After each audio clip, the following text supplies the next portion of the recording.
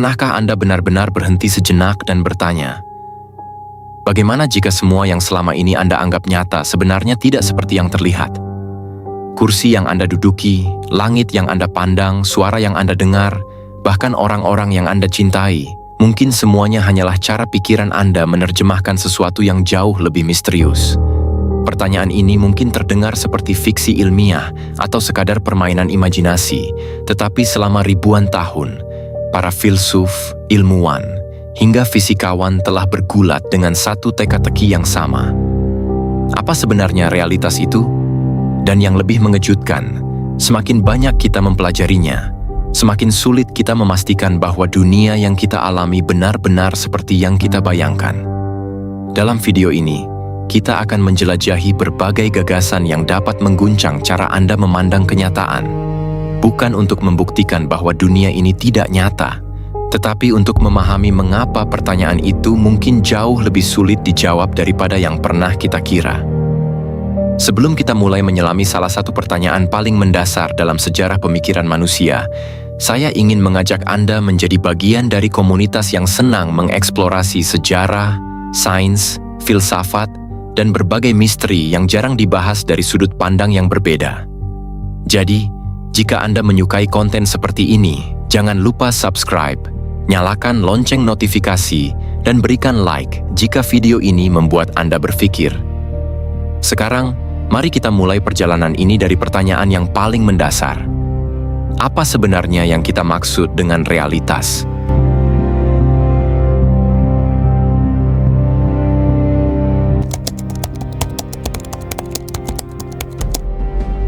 Ketika mendengar kata realitas, kebanyakan dari kita mungkin langsung membayangkan dunia yang ada di sekitar, langit, bumi, bangunan, manusia, suara, dan segala sesuatu yang dapat disentuh atau dilihat. Kita tumbuh dengan keyakinan bahwa semua itu benar-benar ada, sehingga jarang sekali mempertanyakan keberadaannya. Namun, jika dipikirkan lebih dalam, apa sebenarnya yang membuat sesuatu disebut nyata? Apakah sesuatu itu nyata karena bisa kita lihat? Karena bisa kita sentuh, atau karena semua orang sepakat bahwa hal itu memang ada? Pertanyaan ini ternyata jauh lebih rumit daripada yang terlihat. Sebab, apa yang kita sebut sebagai melihat dunia sebenarnya bukanlah melihat dunia secara langsung. Cahaya yang dipantulkan oleh sebuah benda masuk ke mata, diubah menjadi sinyal listrik, lalu dikirim ke otak.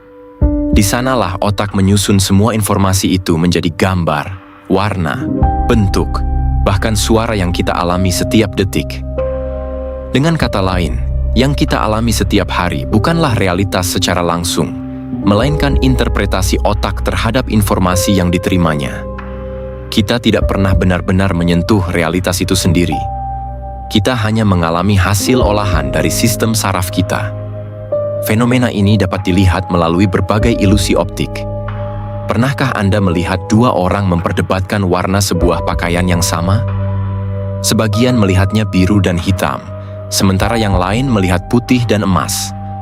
Atau gambar yang tampak diam, tetapi seolah bergerak ketika kita menatapnya.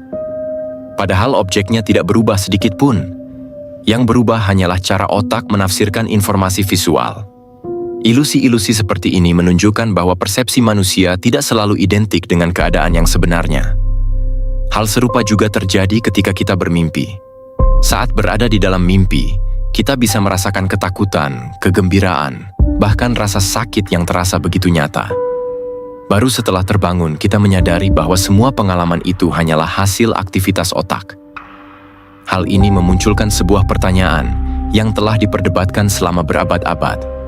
Bagaimana kita bisa benar-benar yakin bahwa saat ini kita tidak sedang mengalami sesuatu yang serupa? Tentu saja, pertanyaan ini bukan berarti kita sedang bermimpi, melainkan mengajak kita memahami bahwa pengalaman subjektif tidak selalu menjadi bukti mutlak tentang bagaimana dunia sebenarnya. Karena itulah, para filsuf membedakan antara realitas dan persepsi. Realitas adalah keadaan yang benar-benar ada, terlepas dari apakah kita menyadarinya atau tidak.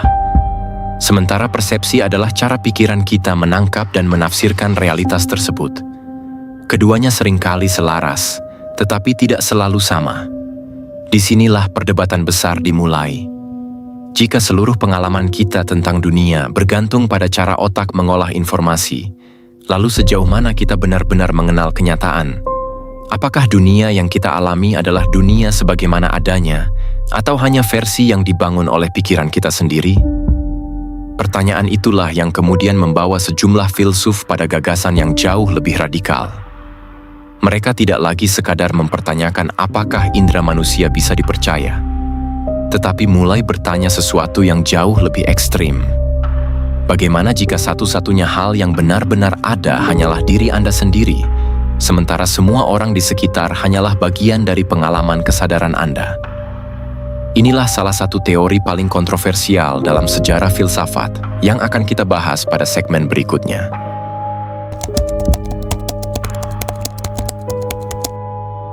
Bayangkan suatu pagi Anda terbangun seperti biasa. Anda berbicara dengan keluarga, bertemu teman, pergi bekerja, dan menjalani hari tanpa ada yang terasa aneh.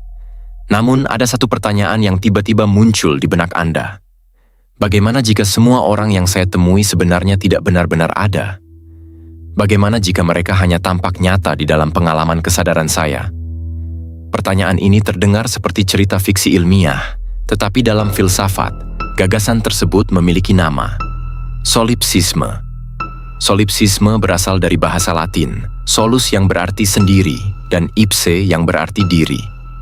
Inti dari pandangan ini sangat sederhana, tetapi konsekuensinya sangat ekstrim. Solipsisme berpendapat bahwa satu-satunya hal yang dapat dipastikan benar-benar ada adalah kesadaran diri sendiri. Segala sesuatu di luar pikiran, orang lain, dunia, bahkan seluruh alam semesta tidak pernah bisa dipastikan keberadaannya secara mutlak. Bukan karena dunia luar pasti tidak ada, melainkan karena kita tidak memiliki cara untuk mengaksesnya secara langsung. Semua yang kita alami selalu melewati kesadaran kita terlebih dahulu. Coba pikirkan sejenak. Anda tidak pernah benar-benar merasakan apa yang dirasakan orang lain. Anda tidak pernah melihat dunia melalui mata mereka. Bahkan ketika seseorang berkata bahwa ia sedang bahagia atau sedih, Anda hanya mendengar kata-katanya, melihat ekspresi wajahnya, lalu otak Anda menyimpulkan apa yang sedang ia rasakan. Seluruh pengalaman tentang orang lain tetap terjadi di dalam kesadaran Anda sendiri. Dari sudut pandang ini, tidak ada cara yang benar-benar pasti untuk membuktikan bahwa kesadaran selain milik Anda benar-benar ada. Pandangan ini pernah menjadi bahan renungan bagi banyak filsuf, termasuk René Descartes. Dalam upayanya mencari pengetahuan yang benar-benar pasti, ia meragukan hampir segala sesuatu, indera, ingatan, bahkan keberadaan dunia luar. Namun, di tengah keraguan itu, ia menemukan satu hal yang menurutnya tidak dapat disangkal. Jika saya sedang meragukan sesuatu, berarti saya sedang berpikir. Dan jika saya berpikir, berarti saya ada. Dari sinilah lahir ungkapan terkenalnya cogito, ergo sum, aku berpikir maka aku ada. Meski Descartes tidak mendukung solipsisme, pemikirannya menunjukkan bahwa kesadaran diri memang menjadi titik awal yang paling sulit untuk diragukan. Namun, disinilah masalah terbesar solipsisme muncul. Jika hanya diri sendiri yang benar-benar ada, mengapa dunia tampak begitu konsisten? Mengapa hukum fisika tetap berlaku, bahkan ketika kita tidak menginginkannya? Mengapa orang lain seringkali mengetahui sesuatu yang tidak kita ketahui? Mengapa kita bisa dikejutkan oleh peristiwa yang sama sekali tidak kita harapkan? Semua pertanyaan ini membuat banyak filsuf menganggap solipsisme sebagai posisi yang hampir mustahil dijalani dalam kehidupan sehari-hari. Secara logis, ia sulit dipatahkan. Tetapi secara praktis, ia juga hampir mustahil dibuktikan. Karena itulah, sebagian besar ilmuwan dan filsuf modern menganggap solipsisme lebih sebagai eksperimen pemikiran daripada penjelasan tentang bagaimana dunia benar-benar bekerja. Tujuannya bukan untuk membuat kita percaya bahwa orang lain tidak ada, melainkan untuk menunjukkan betapa terbatasnya kemampuan manusia dalam membuktikan hakikat realitas. Kita mungkin merasa sangat yakin bahwa dunia di sekitar kita nyata, tetapi keyakinan itu ternyata dibangun di atas pengalaman yang selalu dimediasi oleh kesadaran kita sendiri. Lalu, jika solipsisme mempertanyakan apakah dunia di luar pikiran benar-benar ada, muncul sebuah gagasan lain yang tidak kalah mengejutkan. Bagaimana jika dunia ini memang nyata, tetapi bukan realitas dasar? Bagaimana jika seluruh alam semesta hanyalah sebuah simulasi yang dijalankan oleh peradaban yang jauh lebih maju? Gagasan yang dulu hanya hidup dalam novel dan film fiksi ilmiah ini kini bahkan ikut dibahas oleh para filsuf dan ilmuwan. Kita akan membahasnya pada segmen berikutnya.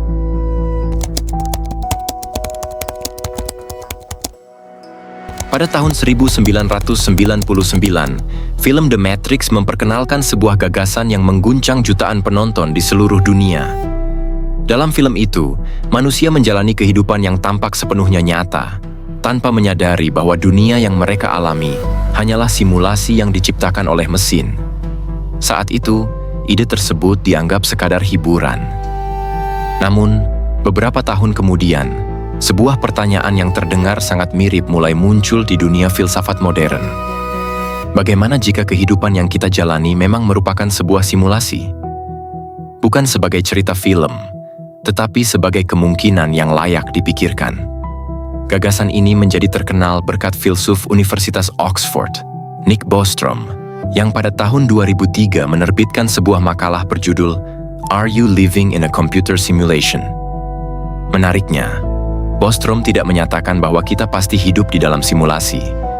Ia justru mengajukan sebuah argumen logis yang dikenal sebagai simulation argument. Menurutnya, jika suatu hari sebuah peradaban berhasil mencapai teknologi yang mampu mensimulasikan alam semesta beserta makhluk sadar di dalamnya, maka mereka mungkin akan menjalankan bukan hanya satu simulasi, melainkan jutaan atau bahkan miliaran simulasi. Jika itu terjadi, secara statistik jumlah makhluk yang hidup di dalam simulasi bisa jauh lebih banyak daripada makhluk yang hidup di realitas asli. Dengan kata lain, kemungkinan kita berada di dalam simulasi menjadi sesuatu yang patut dipertimbangkan, meskipun belum dapat dibuktikan. Hipotesis ini kemudian memicu perdebatan yang sangat luas. Beberapa tokoh publik, termasuk Elon Musk, pernah menyatakan bahwa peluang manusia hidup di realitas dasar mungkin sangat kecil dibandingkan kemungkinan hidup di dalam simulasi. Pernyataan seperti ini tentu menarik perhatian publik, tetapi penting untuk dipahami bahwa itu merupakan pendapat berdasarkan argumen filosofis, bukan kesimpulan ilmiah yang telah terbukti. Hingga hari ini, belum ada eksperimen yang berhasil menunjukkan bahwa alam semesta kita benar-benar merupakan simulasi komputer. Meski begitu, banyak orang terus mencari petunjuk yang dianggap mendukung hipotesis ini. Ada yang menunjuk pada fakta bahwa hukum-hukum fisika tampak sangat teratur dan konsisten, seolah-olah mengikuti serangkaian aturan yang telah diprogram.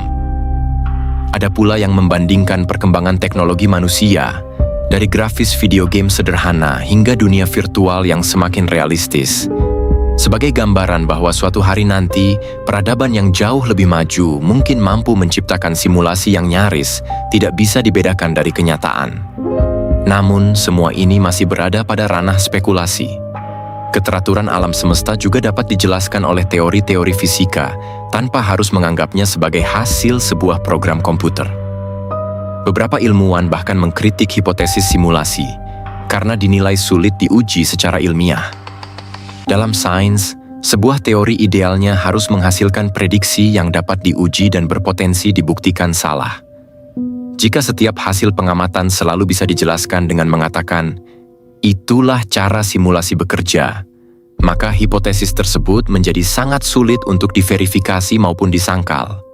Inilah alasan mengapa sebagian besar komunitas ilmiah memandang hipotesis simulasi sebagai gagasan filosofis yang menarik, tetapi belum memenuhi syarat sebagai teori ilmiah yang mapan. Namun, di balik semua perdebatan itu, hipotesis simulasi menyisakan satu pertanyaan yang jauh lebih mendalam. Jika suatu hari terbukti bahwa dunia ini hanyalah simulasi, siapa yang sedang mengalaminya?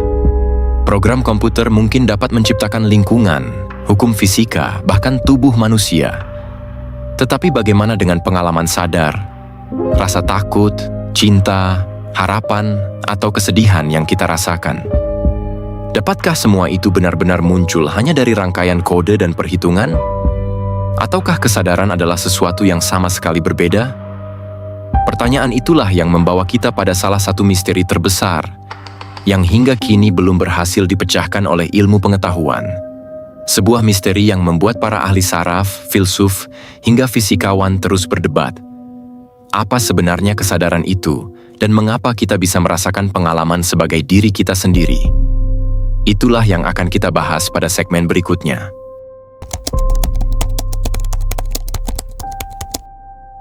Di antara semua misteri yang pernah dipelajari manusia, mungkin tidak ada yang lebih membingungkan daripada kesadaran. Kita bisa menjelaskan bagaimana jantung memompa darah, bagaimana paru-paru mengambil oksigen, bahkan bagaimana bintang terbentuk miliaran tahun lalu. Namun, ketika muncul pertanyaan sederhana seperti, mengapa saya bisa merasakan bahwa saya sedang hidup? Ilmu pengetahuan hingga hari ini masih belum memiliki jawaban yang benar-benar memuaskan. Setiap detik, sekitar 86 miliar neuron di dalam otak saling bertukar sinyal listrik dan kimia. Aktivitas inilah yang memungkinkan kita melihat warna, mendengar suara, mengingat masa lalu, atau membuat keputusan. Para ilmuwan dapat memetakan bagian otak yang aktif ketika seseorang berbicara, merasa takut, atau mengenali wajah orang lain. Tetapi semua itu masih menyisakan sebuah pertanyaan besar. Bagaimana aktivitas listrik di dalam otak bisa berubah menjadi pengalaman subjektif? Bagaimana sekumpulan sel biologis dapat menghasilkan rasa sakit, kebahagiaan, aroma kopi di pagi hari, atau keindahan matahari terbenam? Masalah inilah yang oleh filsuf David Chalmers disebut sebagai hard problem of consciousness, atau masalah sulit kesadaran. Disebut sulit bukan karena tidak bisa dipelajari, tetapi karena menjelaskan fungsi otak ternyata berbeda dengan menjelaskan mengapa pengalaman sadar itu muncul. Kita mungkin suatu hari mampu membuat robot yang dapat berbicara, mengenali wajah, bahkan meniru emosi manusia. Namun, apakah robot itu benar-benar merasakan sesuatu? Atau hanya menjalankan program yang sangat kompleks? Hingga kini, tidak ada cara pasti untuk menjawabnya. Karena belum adanya jawaban yang pasti, berbagai teori pun bermunculan. Sebagian ilmuwan berpendapat bahwa kesadaran hanyalah hasil dari kompleksitas otak. Ketika jaringan saraf mencapai tingkat tertentu, pengalaman sadar muncul sebagai konsekuensinya. Di sisi lain, ada filsuf yang mengusulkan pandangan lebih radikal. Mereka berpendapat bahwa kesadaran mungkin bukan hasil dari alam semesta, melainkan justru bagian paling mendasar dari alam semesta itu sendiri.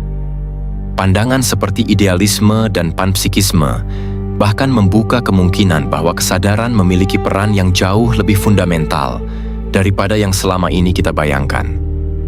Namun hingga hari ini, tidak ada satupun teori yang berhasil menjelaskan kesadaran secara menyeluruh.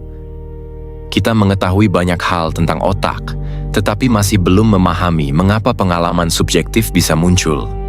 Ironisnya, kesadaran adalah satu-satunya hal yang paling dekat dengan diri kita. Kita bisa meragukan dunia luar, meragukan ingatan, bahkan meragukan apakah kita hidup di dalam simulasi.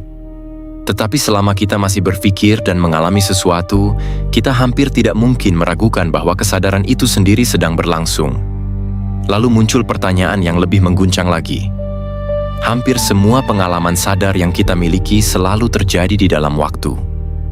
Kita mengingat masa lalu, menjalani masa kini, dan membayangkan masa depan. Namun, bagaimana jika waktu yang terasa mengalir setiap detik itu sebenarnya hanyalah cara otak menyusun pengalaman? Bagaimana jika masa lalu, masa kini, dan masa depan sesungguhnya tidak terpisah seperti yang selama ini kita yakini? Pertanyaan inilah yang akan membawa kita ke misteri berikutnya. Apakah waktu itu benar-benar ada?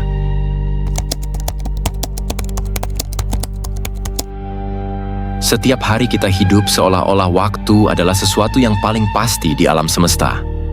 Jarum jam terus bergerak, matahari terbit lalu terbenam, kita lahir, tumbuh, menua, dan suatu hari nanti meninggal. Semua pengalaman hidup kita seakan mengalir dari masa lalu menuju masa depan. Namun, pertanyaannya adalah, apakah waktu benar-benar mengalir, atau hanya itulah cara kita mengalaminya? Selama ribuan tahun, manusia menganggap waktu sebagai sesuatu yang mutlak. Tetapi pada awal abad ke-20, Albert Einstein mengubah cara dunia memandangnya. Melalui teori relativitas, ia menunjukkan bahwa waktu ternyata tidak berjalan dengan kecepatan yang sama bagi semua orang.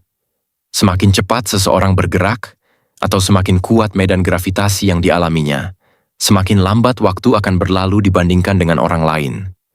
Fenomena ini bukan sekadar teori di atas kertas. Jam atom yang ditempatkan di satelit GEPS benar-benar berdetak dengan laju yang sedikit berbeda dibandingkan jam di permukaan bumi, dan perbedaan kecil itu harus diperhitungkan agar sistem navigasi modern tetap akurat. Penemuan tersebut memunculkan pertanyaan yang jauh lebih dalam. Jika waktu dapat berjalan dengan laju yang berbeda, apakah masa lalu, masa kini, dan masa depan benar-benar terpisah? Sebagian filsuf dan fisikawan mendukung gagasan yang dikenal sebagai block universe, atau alam semesta blok. Dalam pandangan ini, seluruh peristiwa, dari kelahiran bintang pertama hingga akhir alam semesta, dianggap sama-sama merupakan bagian dari struktur ruang waktu. Yang berubah bukanlah keberadaan waktu itu sendiri, melainkan posisi kita yang bergerak melaluinya. Analogi sederhananya seperti seseorang yang sedang membaca sebuah novel. Semua halaman buku sudah ada sejak awal, tetapi pembaca hanya mengalami ceritanya satu halaman demi satu halaman. Di sisi lain, ada pandangan yang disebut presentisme. Menurut pandangan ini, hanya saat inilah yang benar-benar ada. Masa lalu telah lenyap, sementara masa depan belum terjadi. Cara kita memahami waktu sehari-hari terasa lebih dekat dengan gagasan ini. Namun, tantangannya adalah bagaimana menjelaskan berbagai konsekuensi dari teori relativitas yang menunjukkan bahwa konsep sekarang ternyata tidak selalu sama bagi setiap pengamat. Perdebatan inilah yang membuat para filsuf dan fisikawan hingga kini belum mencapai kesepakatan mengenai hakikat waktu. Yang lebih menarik lagi, para ahli saraf menemukan bahwa otak manusia juga memiliki peran besar dalam membentuk pengalaman kita tentang waktu. Pernahkah Anda merasa 1 jam berlalu begitu cepat ketika sedang menikmati sesuatu, tetapi terasa sangat lama ketika sedang menunggu? Secara objektif, durasinya sama. Yang berubah adalah cara otak memproses pengalaman tersebut. Artinya, waktu yang kita rasakan tidak selalu identik dengan waktu yang diukur oleh jam. Ini menunjukkan bahwa pengalaman subjektif manusia kembali memainkan peran penting dalam cara kita memahami realitas. Lalu, jika persepsi kita terhadap waktu dapat berubah, jika fisika menunjukkan bahwa waktu tidak bersifat mutlak, dan jika para filsuf masih memperdebatkan apakah masa depan sebenarnya sudah ada atau belum, maka muncul satu pertanyaan yang tidak kalah mengejutkan. Mungkinkah selama ini kita memahami realitas dengan cara yang terlalu sederhana? Mungkin dunia ini memang nyata, tetapi tidak sesederhana yang dapat ditangkap oleh indera dan intuisi kita. Setelah menelusuri berbagai gagasan, mulai dari hakikat realitas, solipsisme, hipotesis simulasi, misteri kesadaran, hingga sifat waktu, kita akhirnya tiba pada pertanyaan terakhir. Bukan lagi tentang teori tertentu, melainkan tentang cara kita memandang kehidupan itu sendiri. Bagaimana jika dunia memang tidak seperti yang selama ini kita kira? Itulah yang akan kita renungkan pada segmen terakhir.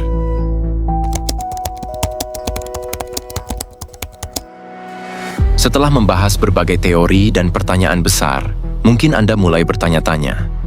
Jadi, mana yang benar? Apakah dunia ini hanyalah persepsi? Apakah kita hidup di dalam simulasi?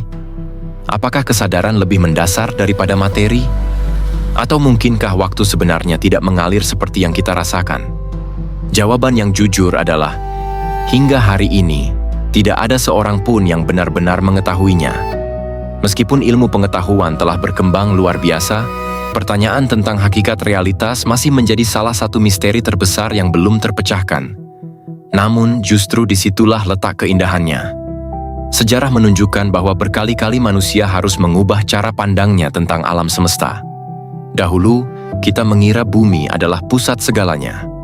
Kemudian kita menyadari bahwa bumi hanyalah salah satu planet yang mengelilingi matahari. Kita pernah menganggap waktu bersifat mutlak, hingga teori relativitas menunjukkan bahwa waktu ternyata dapat berjalan berbeda bagi setiap pengamat. Kita juga pernah mengira atom adalah partikel terkecil yang tidak dapat dibagi, sebelum akhirnya menemukan dunia subatomik yang jauh lebih kompleks. Semua itu mengajarkan satu hal. Realitas seringkali jauh lebih aneh daripada dugaan awal manusia. Di sisi lain, penting untuk membedakan antara kemungkinan dan kenyataan yang telah dibuktikan. Solipsisme, hipotesis simulasi, maupun berbagai teori tentang kesadaran adalah gagasan yang menarik untuk dipikirkan karena membantu kita menguji batas pemahaman manusia. Tetapi hingga saat ini, belum ada bukti ilmiah yang secara meyakinkan menunjukkan bahwa dunia ini hanyalah ilusi, simulasi, atau ciptaan dari sebuah kesadaran tunggal. Sikap yang paling bijaksana bukanlah menerima semua teori begitu saja, tetapi juga tidak menolaknya tanpa alasan. Yang terpenting adalah tetap terbuka terhadap bukti baru, sekaligus mempertahankan sikap kritis terhadap setiap klaim yang kita dengar. Mungkin pada akhirnya pertanyaan, apa itu realitas, tidak akan pernah memiliki jawaban yang sederhana. Bisa jadi generasi kita belum memiliki teknologi atau pengetahuan yang cukup untuk memahaminya sepenuhnya, atau mungkin memang ada batas yang tidak dapat dilampaui oleh pikiran manusia. Sama seperti seekor ikan yang tidak pernah benar-benar memahami lautan tempat ia hidup, barangkali kita pun masih terlalu kecil untuk memahami keseluruhan alam semesta yang menjadi tempat keberadaan kita. Tetapi satu hal yang hampir pasti, entah dunia ini adalah realitas dasar, sebuah simulasi, atau sesuatu yang bahkan belum memiliki nama, pengalaman yang kita jalani tetap memiliki makna bagi kita.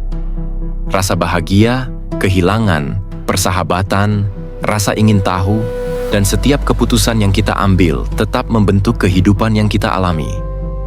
Mungkin pertanyaan terbesar bukanlah apakah dunia ini benar-benar nyata, melainkan bagaimana kita memilih untuk menjalani hidup di dalamnya, apapun hakikat sebenarnya dari realitas itu. Dan sekarang, saya ingin melemparkan pertanyaan itu kepada Anda.